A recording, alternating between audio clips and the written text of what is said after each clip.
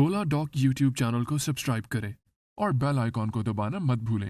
जी, मेरा नाम डॉक्टर मोहम्मद फैसल जवेद है। मैं as a family physician Care City Medical Diagnosis Centre में काम कर रहा हूँ। आज हम बात करेंगे डायबिटीज़ के बारे में। डायबिटीज़ एक बीमारी नहीं है, इसे हम कलेक्शन ऑफ डिजीज़ कह सकते हैं। चूँकि डायबिटीज़ को मल्टी डिमेंशनल तौर पे देखा जा सकता है। डायबिटीज़ क्या है और इसको डायग्नोस कैसे करते हैं और इसका तरीका इलाज क्या है, ये डिस्कशन लंबे अरसे से चलती आ रही है। पाकिस्तान के टॉप डॉक्टर्स के साथ अपॉइंटमेंट बुक करें, वो भी पेशेंट फीडबैक देखते हुए। लाखों लोगों की तरह पाकिस्तान के सबसे बड़े डॉक्टर नेटवर्क का फायदा उठाएं और आज ही ओला डॉक ऐप डाउनलोड करें। ओला डॉक, डॉक्टर का अपॉइंटमेंट आसानी से।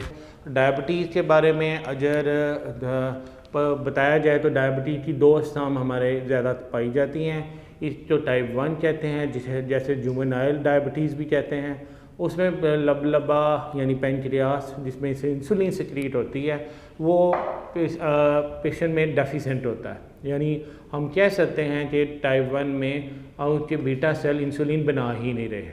और टाइप 2 डायबिटीज़ में इंसुलिन तो बन रही होती है लेकिन उसकी रेजिस्टेंट आ जाती है और इसको हम टाइप 2 डायबिटीज़ कहते हैं। डायबिटीज़ का डायग्नोसिस आसान भी है, मुश्किल भी है। आसान इस हिसाब से है कि पेशेंट से सिम्टम बेस्ड अगर हमने डायबिटीज़ को डायग्नोस करना हो तो वो बड़ा ईजी है कि पेशेंट जो शायद वो सिम्टम जो आ रहे होते हैं, पेशाब का ज़्यादा आना, भूख का ज़्यादा लगना और ऊंचा वज़न भी डिक्रीज़ कर रहा होता है, कम हो रहा होता है। और अगर इसकी लैब इन्वेस्टिगेशन के बारे में मैं डायबिटीज़ के बारे में बात करूं तो जब हमने इसको सेपरेट किया डायबिटीज़ जो टाइप 1 और टाइप 2 में, तो हमारे पास एक और किस्म आती है जिसे हम प्री डायबिटीज़ कहते हैं। प्री डायबिटीज़ वो वाले पेशेंट हैं जिनके शुगर लेवल तो विद इन रेंज होता है लेकिन नॉर्मल से थोड़ा सा ज़्यादा हो जाए। अगर हम शुगर के लेवल की बात करें डायबिटीज़ में तो 100 मिलीग्राम पर डेसीलीटर आपका फास्टिंग, यानी अगर अर्ली मॉर्निंग सुबह का आपने शुगर चेक करवाई और आपकी वो 100 तक आ रही है तो हम उसे कहते हैं कि ये नॉर्मल है। लेकिन अगर वो 100 से लेकर 125 तक अगर वो आ रही है तो हम इस वाले पेशेंट जो कहेंगे कि ये पेशेंट कैंडिडेट है प्री डायबिटीज़ का। इसमें एक टेस्ट बड़ा इंपॉर्टेंट है जिसे हम HbA1c कहते हैं, जो पिछले 3 माह की शुगर आपको बता रहा होता है और उसकी नॉर्मल वैल्यू जो सी है वो 6 तक होती है। अगर 6 और 6 सर या 5 के दरमियान में आ जाए तो हम कहते हैं कि ये भी पेशेंट जो है वो प्री डायबिटीज़ का है। यानी इस पेशेंट को रिस्क है कि आगे अगर इसने कंट्रोल ना किया तो ये डायबिटीज़ का पेशेंट बन सकता है। आगे चलते हैं। नॉर्मल वैल्यूज़ का पता लग गया, प्री डायबिटीज़ का पता लग गया, तो हम डायबिटिक पेशेंट को कहेंगे जिसकी वैल्यू जो सी है फास्टिंग वो 126 से ज़्यादा आ रही है और खाने के 2 घंटे के बाद उसकी वैल्यू जो सी है वो 180 से ज़्यादा आ रही है।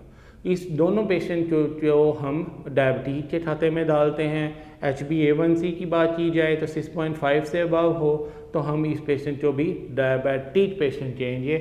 और dependent upon the patient age, अगर तो ये यंगर एज में है तो टाइप 1 का हो जा और अगर ये ओल्डर एज में है तो टाइप 2 का हो जा। मैनेजमेंट की बात कर लेते हैं तो management dependent upon the patient, patient के हालात, पेशेंट की आदत, इस पे मुनहसर करती है। सिर्फ और सिर्फ डॉक्टर का काम नहीं है कि वो दवाई लिख दे और पेशेंट की डायबिटीज़ में शुगर कंट्रोल हो जाए। इसमें पेशेंट का पूरा सिनेरियो डिस्कस करना चाहिए, पेशेंट को बैठ कर टाइम देना चाहिए। हम पेशेंट के बारे में, पेशेंट की लाइफस्टाइल के बारे में पूरा जब तक डिस्कस ना करें तो पेशेंट की डायबिटीज़ कंट्रोल में नहीं हो सकती। 2 से 3 बीमारी आपको पता हो जा कि ये साइड बाई साइड चल रही होती हैं। हम इसे उर्फ़ आम में समलिंग भी कह सकते हैं कि ये एक दूसरे की बहनें हैं, जैसे डायबिटीज़, ब्लड प्रेशर और दिल की तकलीफ़। तो अगर हमें एक पेशेंट को डायबिटीज़ हो जाए तो हमने उसे ब्लड प्रेशर से बचाना है, हमने उसको दिल की तकलीफ़ से बचाना है। तो डायबिटीज़ के कंट्रोल में मेन किरदार किस चीज़ ने अदा करना है? पेशेंट की लाइफस्टाइल ने पेशेंट को बताना पड़ेगा कि पेशेंट को ने अपनी लाइफस्टाइल को मॉडिफाई करना है।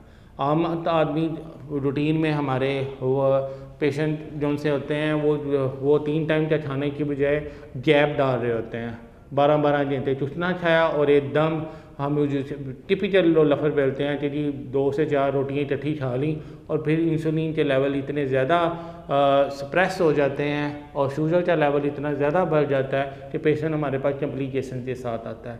تو لائف سٹائل موڈیفکیشن میں سب سے پہلے ہم پیشنٹ کو بتاتے ہیں کہ وہ ریگولر میل کھائے, کھانے پینے میں احتیاط کرے. لائف سٹائل موڈیفکیشن میں پیشنٹ کو بتانا پڑے گا کہ پیشنٹ نے کیا کھانا ہے. نارمل ڈائٹ وہ لے لیکن جو کھائے اسے ہضم کرے. ایٹ لیسٹ 30 منٹ کی برسک واچ, یعنی جس طرح پہاڑ چڑھ رہا ہوتا ہے بندہ اس طرح کی واچ کرنی پڑے گی پیشنٹ کو. آج کل ہر بندے کے ہاتھ میں اینڈرائڈ سیٹ ہے, تو پوڈومیٹر ایک اپلیکیشن ہے پلے اسٹور پہ اویلیبل ہوتی ہے, وہ آپ کی اسٹیپ بتا دیتی ہے. ایٹ لیسٹ آپ کے 10,000 اسٹیپ پر ڈے ہونے چاہیے, ہفتے میں 5 دن 30 منٹ کی واچ ضروری ہے. فیبرس آؤٹا میل ہو, استربول کا کھلچا فائبر میں امپورٹنٹ ہے. 7 نیوٹرینٹ ہماری ڈائٹ میں ہوتے ہیں, پروٹین, کاربوہائیڈریٹ, فیٹ, اس کے بعد وٹامن, منرلز. لیکن 2 چیزیں ہم اکثر بھول جاتے ہیں, اس میں ایک فائبر آتا ہے, استربول کا کھلچا کھا لیں, باداموں کی گریاں, اس کے بعد سبزیوں کا استعمال زیادہ کرنا ہے, اور واٹر انٹیک 8 سے 12 گلاس پیشنٹ لازمی پیے. اس کے بعد پیشنٹ جو ہے وہ فوکس کرے اپنی ڈائٹ میں, جو سا آج کل ٹپیکل جو سا ڈیپ فرائیڈ چیزوں کا رجحان ہے وہ ختم کرے. جنک فوڈ اوائڈ کرے. الکوہول انٹیک اگر ہے تو اسے بند کرے, اور اگر سگریٹ اسموکنگ کرتا ہے تو اسے آف کرے. اور ان کیس اگر کوئی پرابلم آتی ہے تو اپنے ڈاکٹر سے ساتھ رجوع کرے. اگر آپ مجھ سے کنسلٹیشن لینا چاہتے ہیں تو care medical diagnostic centre whether road پہ آپ میرے سے اپوائنٹمنٹ لے سکتے ہیں, اور اولا ڈاٹ کے تھرو آپ میرے سے ویڈیو کنسلٹیشن کے علاوہ بھی فزیکل بھی آپ میرے سے اپوائنٹمنٹ لے سکتے ہیں. Thank you.